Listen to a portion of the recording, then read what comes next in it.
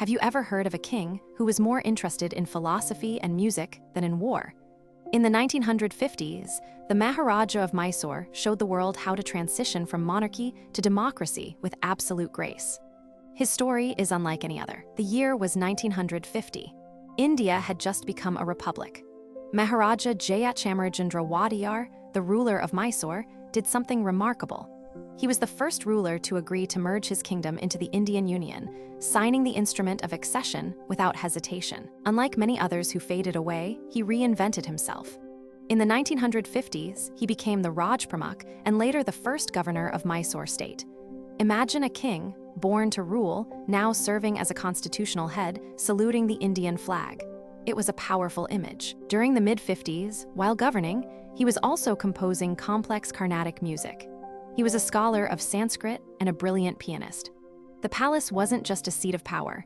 It was a cultural hub where heavy debates on philosophy took place over tea and vegetarian snacks. The most iconic image of the 1950s was the Dasara procession. The Maharaja would sit in the 750 kg golden howdah atop an elephant. Even after losing his kingdom, the people of Mysore revered him.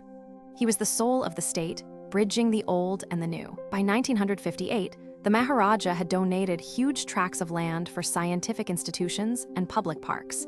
He believed a king's wealth should serve the people. He helped fund the HAL airport and supported the Indian Institute of Science. His 1950s legacy was one of giving. As the decades passed and the privy purses were abolished in the 70s, the family faced financial crunches. The state took over the palace maintenance. The grand private durbars ceased. The silence in the corridors replaced the music of the 1950s. The ownership of the Mysore Palace and the Bangalore Palace became a massive legal dispute between the government and the royal family. For years, the fate of these architectural marvels hung in the balance, a sharp contrast to the harmony of the 1950s. Fast forward to today, the dynasty has found a new rhythm. Meet Yajuvir Krishnadatta Chamaraja Wadiyar. Adopted into the family, he is the modern face of this ancient lineage. He is young, educated, and deeply respectful of the 1950s traditions. Remember the golden howdah? It still comes out every year during Dasara. But now, instead of the king, the idol of goddess Chamundeshwari sits inside. The current Maharaja accompanies it, keeping the ritual alive just as his grandfather did in the 50s. The Mysore Palace is now one of the most visited monuments in India, second only to the Taj Mahal. While tourists roam the public halls, the royal family still resides in a private wing. They have successfully blended their private life with public heritage. Yajuvir is known for his environmental activism. Unlike the hunting parties of the distant past, the current king promotes plastic-free cities and planting trees. It is a modern twist on the philosopher king persona of the 1950s. In the 1950s, Jayachamarajendra Wadiyar governed a state. Today, Yajuvir governs a legacy.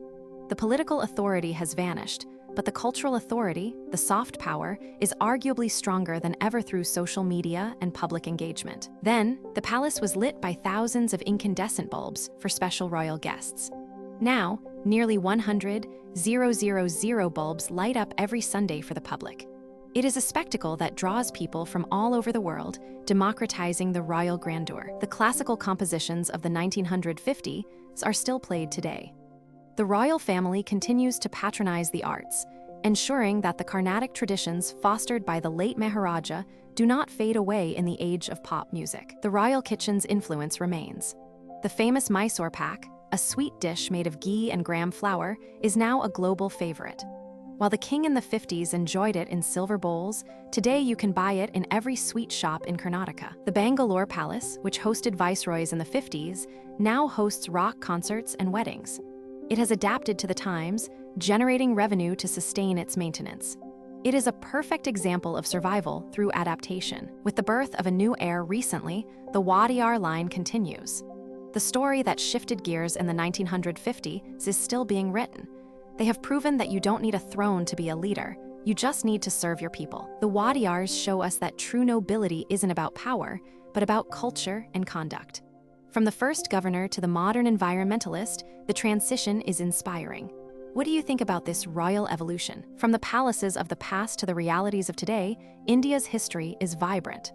Thank you for watching this journey through the legacy of Mysore. We will see you in the next video. Don't forget to like this video and subscribe to India Repo for more amazing stories about India's royal history and culture.